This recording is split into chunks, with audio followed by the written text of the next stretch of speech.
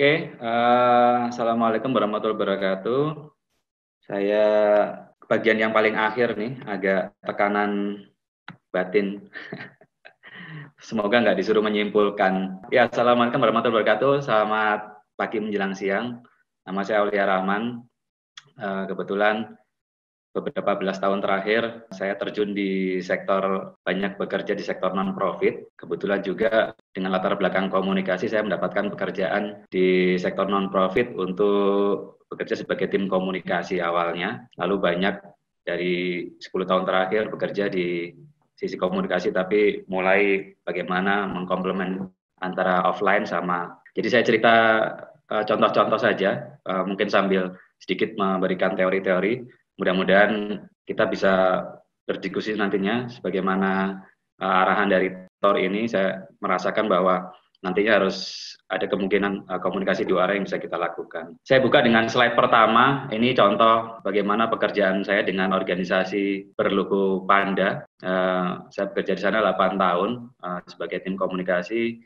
Memanfaatkan berbagai macam channel atau media yang bisa kita manfaatkan untuk yang pertama tujuannya mencapai tujuan-tujuan yang kita tetapkan. Strategi komunikasi kita buat dengan pertama kita membuat bagaimana kita punya strategi komunikasi yang kita bentuk bersama tim. Jadi kita tahu apa, pertama kita selalu punya sebagai bagian dari teori, kita selalu punya apa pesan yang mau kita sampaikan.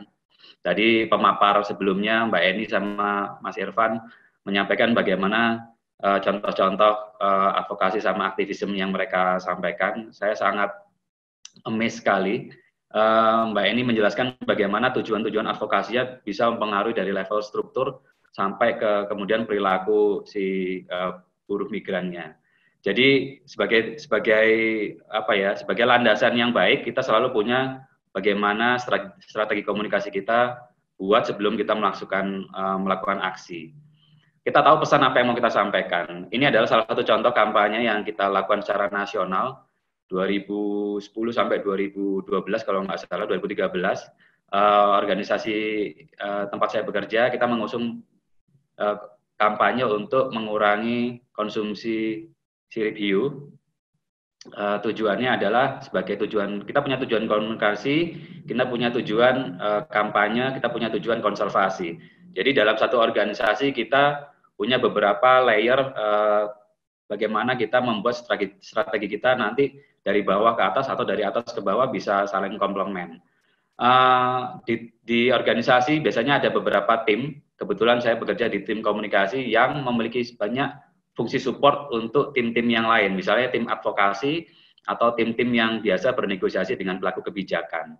Jadi kita tahu bahwa strategi itu tidak melulu dari bawah ke atas, tapi juga dari atas ke bawah, top down sama bottom up. Balik lagi ke landasan komunikasinya, kita tahu apa pesan yang mau kita sampaikan, terus kita tahu bagaimana audiens kita tahu apa yang mereka pakai, kita tahu channel-channel apa yang mau kita pakai untuk membuat mereka terpapar informasi atau pesan yang kita punya. Lalu kemudian kita menggunakan media-media yang menurut kita strategis, kita identifikasi di awal bagaimana strategi yang bagus untuk menyasar target audiens yang kita punya dan bagaimana pesan tersebut harus kita kemas. Jadi kita harus strategis, kita harus memiliki pengaruh, bekerja dengan banyak stakeholder, mitra, komunitas, dan kita harus menyebar, menggunakan, mengeskalasi, bagaimana media bisa membantu pesan yang kita sampaikan. Lalu ulangi. Jadi di akhir sesi selalu kita punya monitoring dan evaluasi bagaimana kampanye yang kita lakukan selama periode waktu tertentu berpengaruh enggak gitu. Apa sih tujuan awal kita? Apakah kita mau menyasar soal pemikiran, kognitif, atau kita mau sampai ke level afektif, atau oke, saya suka nih, saya mau menyelamatkan, saya tahu hiu sedang terancam, saya tahu hiu dibantai untuk siripnya saja, dan kita tahu saya juga suka isunya, jadi baru ke level afektif. Lalu bagaimana membuat perubahannya, bagaimana level kognitifnya bisa kita pengaruhi. Jadi ada banyak tahapan-tahapan dalam komunikasi yang kita bisa identifikasi. Saya yakin teman-teman sudah belajar banyak di ranah-ranah akademis, bagaimana kita bisa mengubah dari kognitif, afektif ke konatif, ke perilaku. Jadi itulah kampanye. Menurut saya, kampanye adalah mengubah perilaku. Jadi ada target komunikasi yang memapar kognitif, ada target kampanye yang dia menyasar ke bagaimana perilaku berubah. Kita tahu bahwa kita tidak bisa melakukannya sendirian, jadi kita perlu banyak. Sekarang kita tahu ada namanya influencer, kita punya public figure yang mereka juga punya satu frekuensi yang sama. Kami waktu itu dengan Pak Gubernur atau dengan public figure lainnya juga berada di satu server yang sama. Kebetulan Pak Ahok juga tahu isu ini. Beliau sendiri adalah keturunan Tionghoa yang kemudian sadar betul bahwa memakan sirip hiu adalah bagian dari kultur yang susah dilepaskan. Jadi kita bekerja banyak dengan artis, kita bekerja banyak dengan komunitas PT, Perkumpulan Islam Tionghoa misalnya, kita bekerja sama dengan banyak chef, William Wongso, yang membantu menyebarkan bahwa sebetulnya sirip hiu nggak ada apa-apanya gitu. Yang kita makan cuma prestis. Nah dari situ perlahan-lahan kita mulai bekerja, melihat hasilnya bahwa sedikit perilaku orang berubah. Kemudian Ahok juga membantu mengeluarkan beberapa peraturan level gubernur bahwa restoran-restoran di Jakarta sudah mulai dilarang menyajikan sirip hiu gitu. Lalu bagaimana kita mengeskalasi strategi kita? Ada banyak cara. Sosial media adalah salah satunya. Saya selalu percaya bahwa ada beda antara digital sama digitalisasi, tapi tidak bisa menang sendiri. Jadi digital tidak bisa menang tanpa mainstream media. Mainstream media juga sekarang harus bisa dieskalasi dengan bantuan digital media. Jadi ada banyak ruang-ruang channel sosial media sekarang yang bisa kita manfaatkan. Saya sepakat sekali dengan pembicara sebelumnya Mbak Eni bahwa sosial media hanya mampu menurut saya nyolek-nyolek. Jadi kalau pemerintah strategi advokasinya cuma pakai sosial media memang kurang. Tapi kita bisa menggalang banyak sekali suara-suara yang menggaung dari sosial media sehingga pemerintah bisa merasa tercolek. Strategi lain seperti penggunaan BTL ya, misalnya below the line atau ATL masih perlu kita lakukan. Di gambar ini adalah salah satu contoh kerjaan saya sebelumnya bagaimana kita menyasar produktivitas pertanian dengan mengurangi penggunaan pupuk, penggunaan air, tapi malah hasilnya naik 10%. Nah, itu yang aneh. Jadi selama ini kebanyakan petani merasa dia dengan ngasih pupuk banyak, dengan ngasih air banyak, produktivitasnya akan naik. Tapi malah sebetulnya malah turun karena airnya keracunan, tanamannya semakin basah, jadi semakin mudah busuk. Target kampanye kita sederhana, kelompok petani. Lalu bagaimana mereka bisa berkontribusi? Nah, kita menggunakan beberapa tools, gadget digital supaya mereka bisa mengakses informasi dan bisa membaca informasi, mencerna dan bisa mengubah perilakunya. Gitu. Ada banyak strategi lain. Misalnya kita membuat kelompok-kelompok plot atau lahan-lahan pertanian yang kita jadikan contoh keberhasilan dari pesan itu. Pesannya apa? Kurangi pupuk 10%, kurangi air 10%, tingkatkan panen 10%. Jadi itu yang kita jargon itu yang kita pakai. Ini tadi contoh nyambung dari slide yang awal. Kita menggunakan banyak sekali strategi komunikasi, mengengage komunitas, membuat mereka juga menyuarakan apa yang kita mau suarakan, membuat mereka menggulirkan pesan melalui channel-channel media mereka sendiri. Kelompok-kelompok mereka punya channel media, WhatsApp, atau Twitter, atau Instagram, atau sekarang mungkin TikTok, itu banyak dipakai juga. Dan kita membuat mereka menjadi kepanjangan suara dari kita. Contoh lain, saya pernah bekerja juga untuk organisasi yang mengusung bagaimana anak-anak laki-laki dan anak-anak perempuan memiliki hak yang sama dalam perlindungan, dalam kesejahteraan, dalam mengakses pendidikan. Kita melakukan banyak pendataan sampai ke level desa-desa. Ternyata banyak sebetulnya mereka menggunakan Facebook, sama seperti yang tadi dipaparkan oleh Mbak Eni.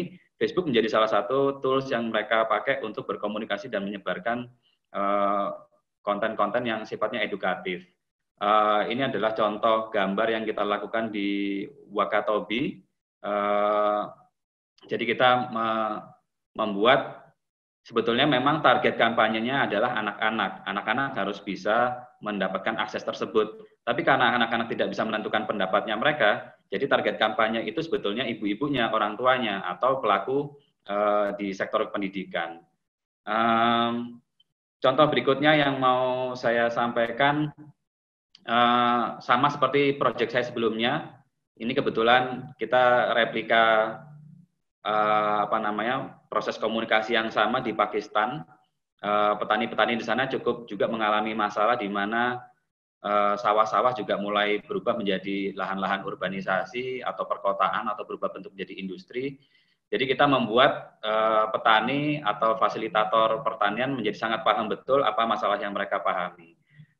Di situ mereka mendata dirinya sendiri, mendata bagaimana mereka bisa mengakses bagaimana praktek-praktek pertaniannya mereka, lalu kemudian data yang mereka kolek itu mereka sampaikan melalui, ada satu namanya bank data, istilahnya data warehousing yang kita olah.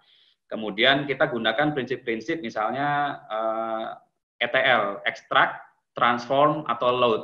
Dalam hal ini yang terkait dengan pendataan digital, jadi data yang mereka kumpulkan bisa menjadi salah satu bahan untuk advokasi ke level pemerintahnya mereka. Jadi ini loh yang kami butuhkan. Kita kekurangan saluran irigasi misalnya, kita kekurangan pekerja di bidang pertanian, kita minim sekali informasi mengenai bagaimana meningkatkan hasil-hasil panen gitu. Jadi ini dari mereka akses sendiri data yang mereka dapatkan dari pertanian mereka upload menggunakan media yang mereka punya, gadget dalam hal ini. Kemudian kita bantu mereka untuk menganalisis. Jadi ada beberapa tahapan dalam pendataan, saya sebutnya DIKW, data, informasi, knowledge, sama wisdom. Jadi mereka mengumpulkan data, mereka mengolahnya menjadi informasi, kita bantu mereka menjadikan ini knowledge, lalu kemudian kita pakai untuk bagaimana hasil knowledge itu menjadi alat untuk advokasi ke misalnya Menteri Pertaniannya mereka atau agensi pertaniannya mereka. Itu contoh lagi, terakhir ini kita lakukan di Lombok waktu itu. Jadi salah satu target dari pemerintah Indonesia adalah Indonesia harus bebas defekasi di ruang terbuka. Jadi ternyata kalau kita ke banyak masyarakat rural kita masih banyak sekali yang mereka tuh buang airnya di tempat-tempat terbuka atau punya jamban tapi jambannya tidak punya septic tank sehingga dia langsung turun ke bawah. Kemudian kalau ada banyak cerita kalau kita nyalakan api di sana itu tempat pembuangan itu meledak karena kandungan metannya banyak. Dan banyak sekali yang sebetulnya tidak punya hal-hal seperti itu. Mereka tidak punya kemewahan jamban dengan ruang tertutup. Mereka banyak sekali BAB di ruang-ruang terbuka, sehingga kotoran itu, bakteri itu masuk ke dalam tanah, teresap, kemudian meracuni air, yang airnya mereka konsumsi. Apa tujuannya Indonesia bebas defekasi di ruang terbuka, 0%? Mereka mau masyarakat Indonesia sehat. Jadi anak-anak di rural area itu sehat-sehat, tapi cacingan. Perutnya gendut-gendut gitu. Jadi umur 0 sampai 2 tahun itu kan sebetulnya golden age-nya perkembangan anak. Itu di mana otak itu berkembang sangat ideal. Nah, di saat-saat itu gizi yang harusnya membuat otak ini berkembang dengan baik itu dirampok oleh cacing gitu.